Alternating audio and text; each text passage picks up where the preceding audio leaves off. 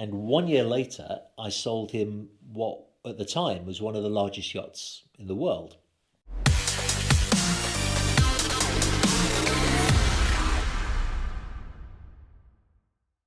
Well, first of all, thanks very much, Tristan, for inviting me to Cruise Stories, which I've watched quite a few of your episodes with great interest. Of course, I'm not actually crew, I'm a yacht broker, and a lot of people ask me how I became a yacht broker, so I'm happy that you've given me this opportunity to tell you my story.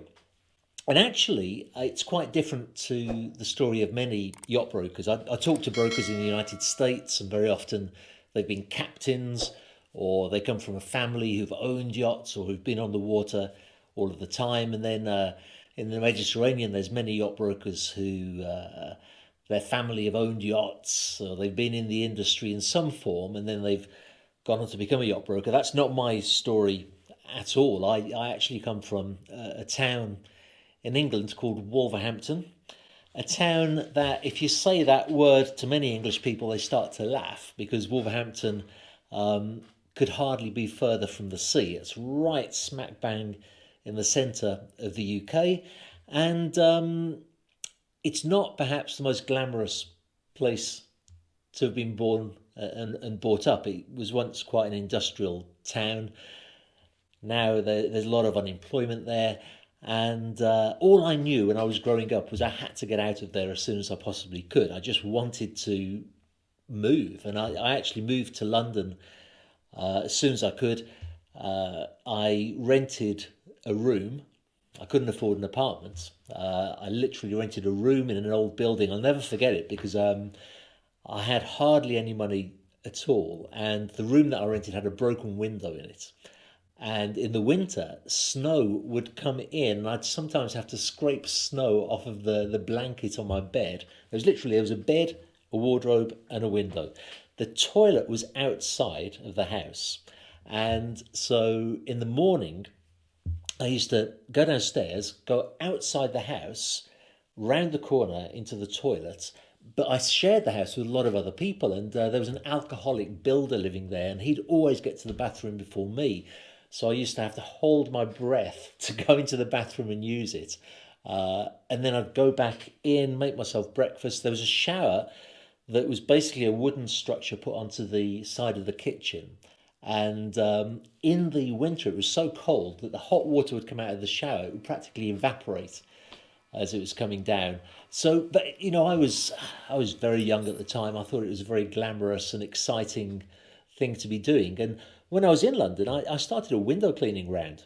I was a window cleaner for quite some time, and it was great fun. I mean, I was young. I was carrying ladders on my shoulder, carrying a bucket up and down ladders. I was being kept fit, basically, with what I was doing.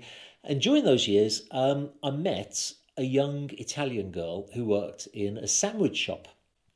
And I used to go there, have ham salad sandwiches every time I'd go to the sandwich shop. And I saw this girl, and she absolutely blew me away. I wanted to get to know her better. She ended up moving back to Italy. Years passed, and I eventually moved to Italy with the intention of getting married to her. So I find myself in Italy. Couldn't speak a word of Italian. This was by the time I was in my late 20s. Couldn't speak a word of Italian, and I started a business selling gift items. At the Ideal Home exhibition in London that year, and I'm talking about, I think, 94, 93, 94, there was a fantastic product, and it was basically a little lump of sawdust. If you can imagine a woman's stocking filled with sawdust to make like a little ball of sawdust, and they'd make a little nose and put two little eyes on this ball of sawdust, and the top of the ball of sawdust would be covered in grass seeds. You'd then put this underwater for 5 minutes, so it really soaked in all the water. Then you'd stick it in a flower pot, and the grass would grow like hair on this little man's face, and it was called Grow Your Own Man. I don't know how I did it, but I had a Vauxhall Corsa, which is a very small car from the UK. I filled it with 1,000 of these little products, Grow Your Own Man. No idea how I managed it, but I did it on a sale or return visit. a sale or return basis. And I arrived in Italy with these 1,000 products. The very few Italian friends I'd got at the time said, "You're crazy. You're crazy because the Italians like things which are stylish and refined and elegant.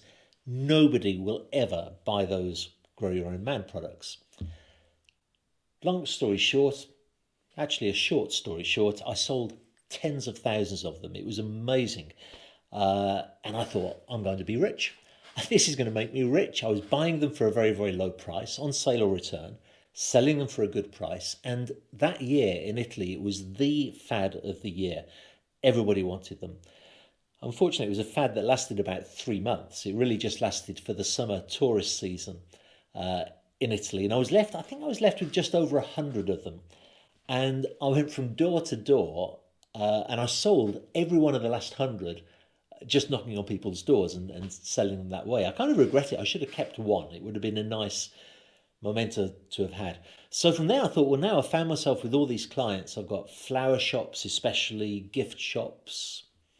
I was starting to learn a little bit of Italian, but I'm terrible with languages. So still my Italian wasn't great. And so I started trying to sell other stuff to these clients, but it wasn't going very well. And around about that time, I heard of a local businessman who wanted English lessons.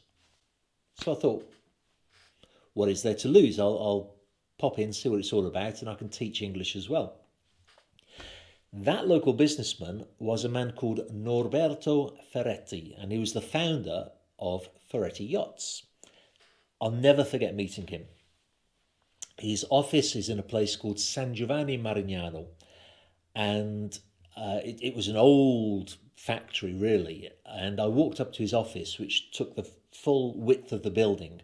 And behind his desk, the full width of the building, was one huge window, so that behind his desk, you could look right in on the production facility. I'd never seen anything like it in my life. Back then, I guess a 20-metre yacht or a 25-metre yacht was a big yacht. And he had several, all in construction at the same time. So I started going almost every single day to give Norberto English lessons.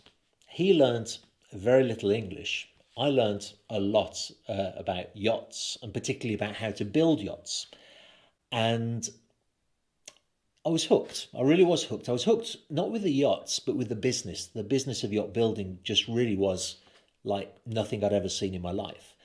And one day, Norberto said to me, have a look at this. And it was the instruction manual that yacht owners were given when they took delivery of their yachts. They called it Manuale di Bordo, operating manual of the yacht. And I read it and I started laughing out loud. And he looked extremely offended and said, "What are you laughing at?" I said, "The English here is terrible. It's just awful." And he said, "Do you think you could do better?" I said, "Yeah, I could do better." He said, "Do you know how to use a computer?" I said, "Yeah, I know how to use a computer." So the next day, I find myself with an office and a computer. And let me tell you, I had to learn how to use a computer pretty quickly. I couldn't type. I'd never touched a computer in my life. This was in the days, which I'm sure you remember, of when the iMac came out. They were all different colours. And I had this lovely, brand new blue iMac and an office right next door to Norberto Ferretti's office. So I started, first of all, translating the operational manuals of these yachts. And then with time, I realised that actually every yacht was slightly different. Because just to sort of take a step back there for a moment, a lot of what the operation manual was about was, this switch operates this circuit breaker covers all of these different systems on board. This is where this bilge pump is, and so on and so forth. And although even back then Ferretti yachts were pretty standardised, there were still differences from one to another. So I started, instead of translating the operational manual, to actually create specific operational manuals for various yachts. And it was an amazing time. I used to crawl through the bilge trying to see what pump was where, learning what a float switch was, just the very basic things of how a yacht is put together. That went on for quite a while, and in the meantime, I was making friends with captains and crew who were coming to the area. It's a place in Italy, by the way, on the coast, just south of Rimini, a town called Cattolica, where the yachts were delivered. And I was having a whale of a time. I met the new American distributors called Ferretti of America. I got on very well with them.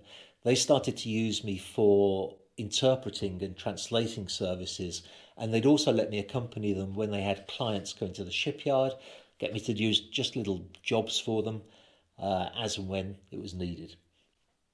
Then Ferretti started to grow as a company. They took on investment and they purchased the Persian shipyard. They'd already started a new brand called Custom Line, which at the time I think was just a brand and not a company, but that became part of Ferretti Group. Then in, I think, the year 2000, they bought the CRN shipyard. And as I'm sure your viewers know, they went on to buy Riva and Bertram, Apre Amari. It became quite a big group of companies. But when they bought CRN, Norberto Ferretti asked me if I'd be prepared to go down there and work, first of all, as a project manager, which, to be honest, I don't really have the competency, and I certainly didn't back then, to project manage the construction of a yacht. But CRN was being run, the CEO of CRN was a guy called Lamberto Taccoli, who's a very energetic, young, well, he was young then, he's about the same age as me now, but young guy full of energy with an amazing knowledge of yacht building and very, very inspirational and motivational individual. And Lamberto took one look at me and said, "You're not a project manager, I want you on the sales office." And that's what I did. I became part of the sales team of CRN and Custom Line. And there I found my element. There I found something I loved doing. I've always enjoyed sales. By that time, I'd got a reasonable knowledge of yachts, or I thought I did. But on reflection, I'd still had a lot to learn. And Lamberto was a very interesting guy to work for. I've likened him many times to Gordon Ramsay. If you've watched Gordon Ramsay's shows, you'll know that he's quite an outspoken individual who doesn't take any nonsense, doesn't take any prisoners. And that's what Lamberto was like. It was a time when the CRN shipyard had literally gone from building one yacht, Numptia was their last yacht, before being part of Ferretti Group. It took them years to build Numptia. Then the following year, when they became a part of Ferretti Group, they had to build 13 yachts.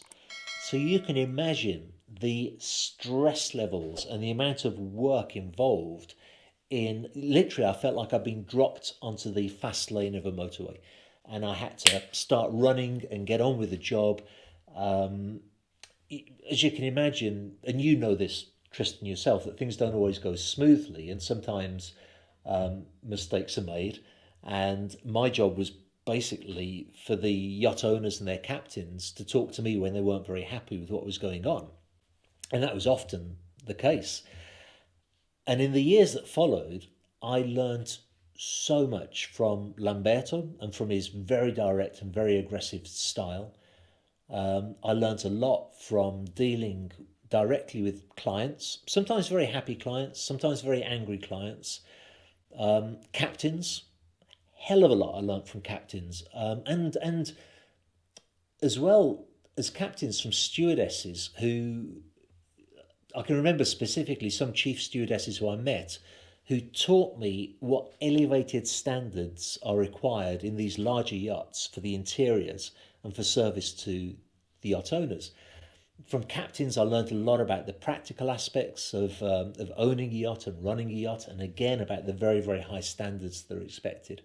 And I also met a lot of yacht owners and their families, and it was, I've never been to university. I seem to remember that you too were not exactly an academic shining light. Neither one of us were child prodigies as far as our academia went.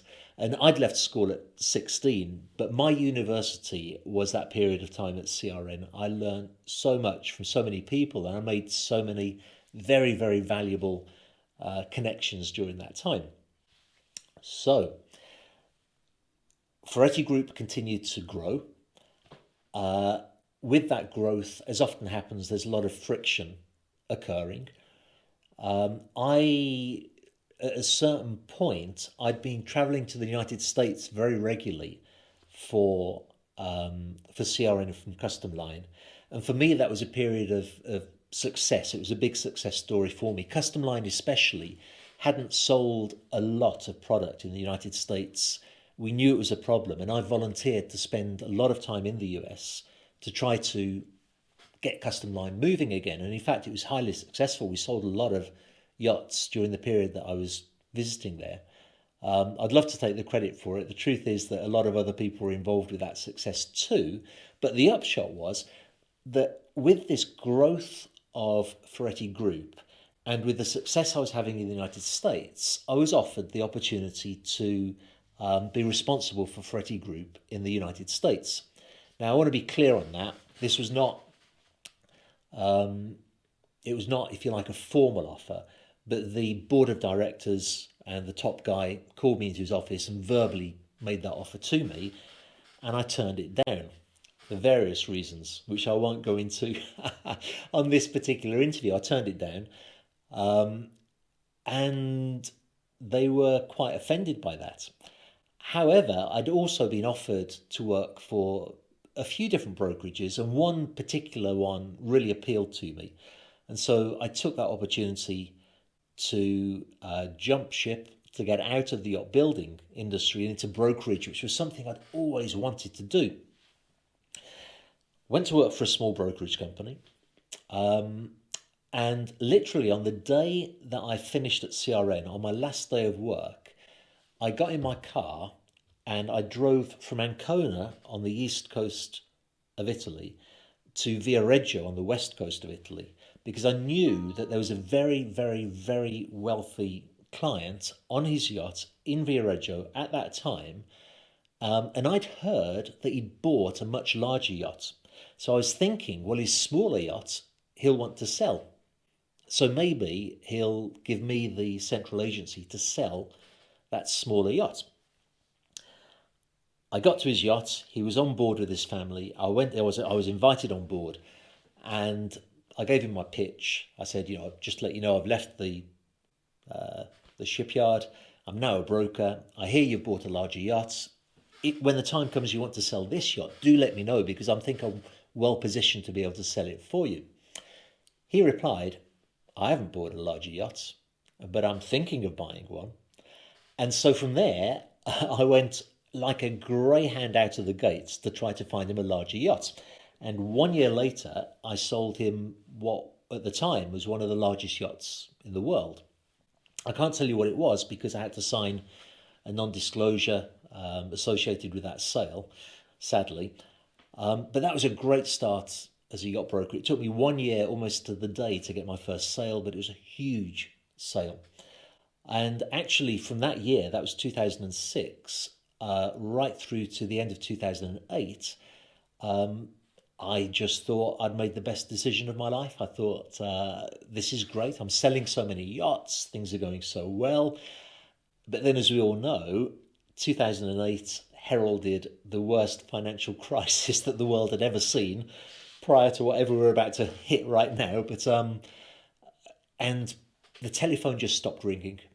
It absolutely died. The whole yacht brokerage business, as I'm sure you remember, 2008 onwards, a lot of big brands went bust or nearly went bust. It was a very, very difficult time in the industry. I decided it was time to move from that very small brokerage to associate myself with a much bigger name. And I was honoured, and I don't use that word lightly, I was honoured to work with Kemper Nicholson's in Monaco, where I have to say I started to really learn more about what brokerage is all about. They're a fantastic company. I don't work for them now, but I've got to say they're a wonderful, wonderful company to work with. And I worked alongside some seriously big hitters, some seriously professional and experienced yacht brokers, thankfully, who were generous enough to spend time with me and give me the benefit of some of their experience and wisdom. During that time, I realised that basically every yacht brokerage does exactly the same thing. When they have a yacht for sale, they'll produce some nice marketing material, put that material on their website, put that material on other yacht sales websites, send out emails to remind everybody it's for sale, and then just hope for the best. And that gets very difficult when you've had a yacht for sale for 6 months and it's not sold. There's only so many times you can tell the owner, well, it's on our website and I've sent out these emails. You know, the owner wants to know, yeah, I'm not interested in that. I want to know why it's not sold. So around about that time, I started to experiment with video marketing, because I felt that the owners of yachts didn't believe that I was representing their yacht in the best possible way, with the sort of passion that maybe they felt for the yacht that they own. And by presenting the yacht to the camera myself, rather than just paying a videographer to do some video with music, by presenting the yacht to the camera myself, the owner could see that I was passionate about selling his yacht. He could see that I was telling people about the important sales points that that yacht would have. And also those videos started to bring in really good inquiries. So I kind of played around with video marketing for a while. And then another brokerage company, Northrop and Johnson, which is also one of the big worldwide yacht brokerages, they loved what I was doing. I would say they loved it a lot more than the CEO at the time of Kemper Nicholson's did. He was quite indifferent towards it, to say the least. Whereas Northrop and Johnson had a great passion for what I was doing and a belief in it. And they said, look, come and work with us. We'll give you favourable terms and we will sponsor your YouTube channel. And that was a big turning point, because then I had somebody to pay for the costs of the videos. I would then have to pay them back when the yacht sold. But nonetheless, at least that initial capital that I needed was there. And so I went with Northrop and Johnson. I put the effort into my YouTube channel. They were true to their word with me. And that brings us to today. So that's my story. I hope that you enjoyed it. Hope that your viewers enjoyed it. If they did enjoy it, they should buy one of your mugs and watch your videos. So thanks for the opportunity, Tristan.